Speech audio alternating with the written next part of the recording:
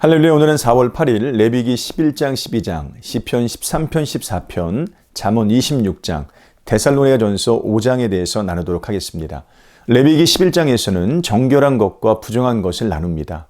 먼저 육지의 짐승을 나누고 물에 있는 것, 새, 날개가 있고 네 발로 기어다니는 곤충을 차례로 나눕니다. 정결한 것은 먹을 수 있지만 부정한 것은 먹을 수 없습니다. 분류 기준에 대해서는 학자마다 의견이 다릅니다. 중요한 것은 하나님께서 그 기준을 세우셨다는 점입니다. 마치 에덴에서 먹을 수 있는 나무의 열매와 먹지 말아야 될 나무의 열매를 구분하신 것처럼 말입니다. 하나님께서 요구하시는 것은 당신께서 가르치신 대로 순종하는 것이죠. 선과 악, 정결과 부정, 유익과 불이익의 기준은 하나님께 속해 있습니다. 레위기 11장 후반부와 레위기 12장에는 부정한 것들이 나옵니다. 시체, 기어다니는 짐승, 출산 후 나오는 분비물 등입니다. 특히 출산한 여인은 속죄제를 드려야 했는데 이것을 통해 정결해질 수 있었습니다. 부정에서 정결해지기 위해서는 속죄제물이 필요하다는 것으로 이것은 그리스도의 희생제사를 암시합니다. 그리스도의 죽으심은 부정한 인생을 가장 정결한 인생으로 바꿉니다. 데살로니가전서 5장은 그리스도 안에서 정결해진 성도의 삶이 어떠해야 되는지를 가르쳐주고 있죠. 데살로니가 교회 성도 중에는 그리스도의 재림이 금방 이루어질 것으로 생각해서요, 무질서하게 사는 자들이 있었습니다. 바울은 그때와 시기에 관하여는 알 수 없음을 명확히 하고 항상 깨어 정신을 차리고 살아야 한다고 교훈합니다. 급작스럽게 찾아올 재림을 준비하지 못하여서 큰 화를 당하지 말고 정신을 차리고 거룩한 삶을 살라는 것이죠.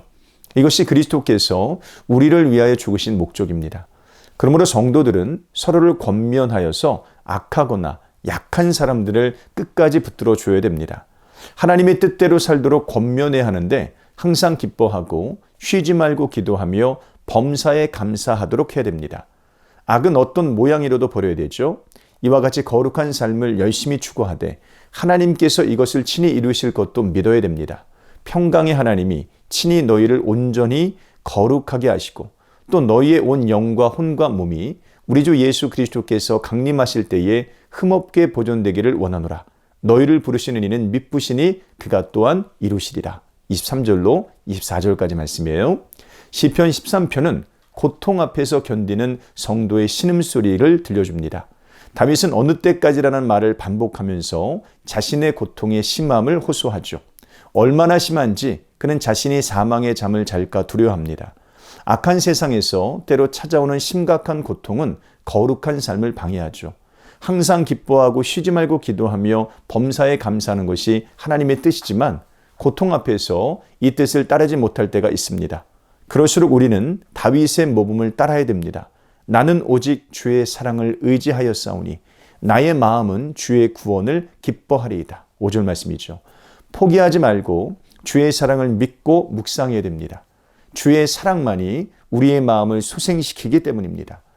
시편 14편은 이 세상의 참담함과 하나님의 은혜를 대조하죠. 악하고 어리석은 자는 하나님이 없다고 믿습니다. 무신론의 세상에서 아무 기준 없이 막 살아가는 거예요. 그 세상에서 함께 살아가는 성도는 고통을 당하는데 그들이 떡 먹듯이 주의 백성을 먹기 때문입니다. 그러나 하나님은 고통당하는 성도의 피난처가 되시죠. 온 힘을 다해 하나님께 나아가야 되는 이유가 바로 이것입니다. 잠언 26장은 미련한 자를 경계하라고 여러 번 말해요.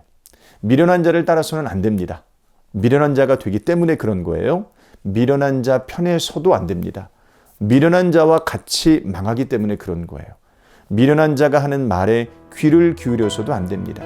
미련함의 대가를 받기 때문에 그렇습니다. 미련하고 게으르며 잔인하고 거짓말하는 자를 경계하는 것은 거룩함을 추구하는 삶의 일부분입니다.